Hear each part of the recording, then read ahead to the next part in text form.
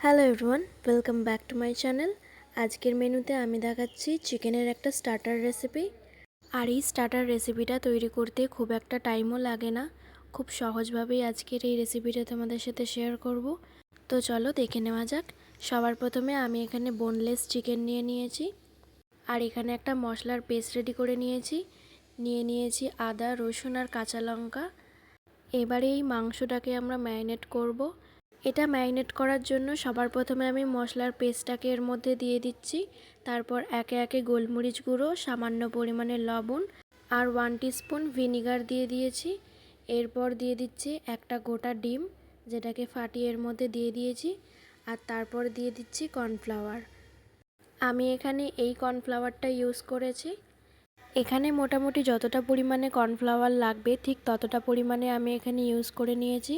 তোমরাও তোমাদের পরিমাণ মতনই ইউজ করবে। এবারে এটাকে ভালো করে মাখিয়ে নিতে হবে, আর তারপর ম্যারিনেশনে বসিয়ে রেখে দিতে হবে। মোটামুটি আধা ঘন্টা মতন এখানে ম্যারিনেশনে বসিয়ে রাখবো। অন্যদিকে আমি কড়াইয়ে বেশ কিছুটা সাদা তেল নিয়ে নিয়েছি। তেলটা মোটামুটি এখানে গরম হতে বসিয়ে দিয়েছি। অন্যদিকে একটা পাত্রে আমি এখানে কর্নফ্লাওয়ার নিয়ে নিয়েছি। এখানে আমি কর্নফ্লাওয়ার দিয়েই আজকে কোট করব। প্রথমে মাংসটাকে এরকমভাবে নিয়ে আমরা একে একে এরকমভাবে কর্নফ্লাওয়ারের মধ্যে ডিপ করে আমরা খুব ভালো করে কোট করে নেব, যাতে করে একটু ক্রিস্পিনেসটা আসে। তারপর একে একে এই সমস্ত পকোড়াগুলোকে আমরা ছেড়ে দেব। গ্যাসের ফ্লেমটা এখানে লো টু মিডিয়ামে রেখেছি।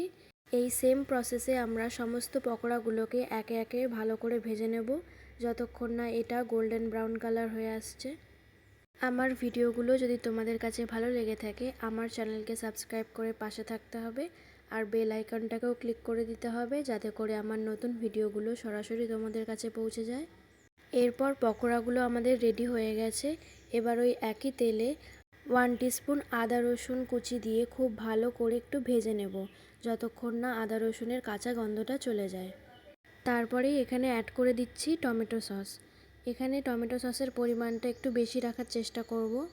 প্রত্যেকটা উপকরণ এখানে দেওয়ার সাথে সাথেই আমরা ভালো করে মিক্স করে নেব।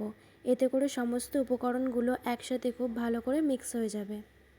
টমেটো সসের পরে এখানে দিয়ে দিয়েছি 1 টিস্পুন ডার্ক সোয়া সস, আর তারপরে এখানে অ্যাড করে দিয়েছি সামান্য পরিমাণে গ্রিন সস।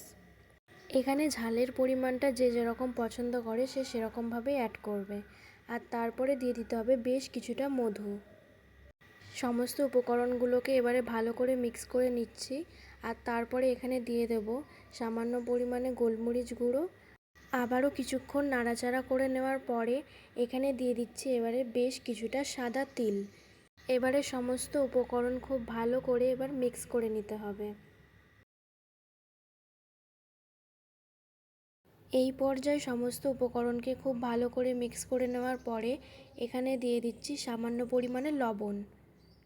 এবারে সমস্ত উপকরণকে ভালো করে নাড়াচাড়া করে নিয়ে এবারে সমস্ত পকোড়াগুলোকে এর মধ্যে দিয়ে খুব ভালো করে মিশিয়ে নিতে হবে। সমস্ত উপকরণগুলো খুব ভালো করে মিশিয়ে নেওয়ার পরে আমি এখানে গার্নিশের জন্য ওপর থেকে দিয়ে দিচ্ছি কিছু পরিমাণে ধনেপাতা কুচি। এবারে এই সমস্ত উপকরণকে একসাথে খুব ভালো করে মিক্স করে নিয়ে গরম গরম সার্ভ করলেই রেডি। আজকের এই ভিডিওটা যদি তোমাদের কাছে ভালো লেগে থাকে, আমাকে কিন্তু কমেন্ট করতে একদম ভুলবে না।